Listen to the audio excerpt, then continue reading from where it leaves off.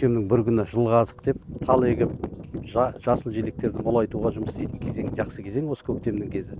Сондықтан мына Қызылорда қаласының тұрғындарының бәрін көгалдандыру, тазалық жұмыстарына шақырам. Үйлеріңіздің тек қана ішіне емес, сыртына, көшелерге тал ексек, Қызылорданы жасыл баққа айналдыруға болады. Қытайда бір тәмсіл бар екен, әр адам жылына 3-5 талдан егіп шығатын. Сондай сияқты әр адам өзінің отбасына, бала шағасының ниетіне де 3 талдан егіп шықса, Қызылорданы бір 7 жыл, 5 жылда жасыл бақ қылуға болады. Соған шақырам.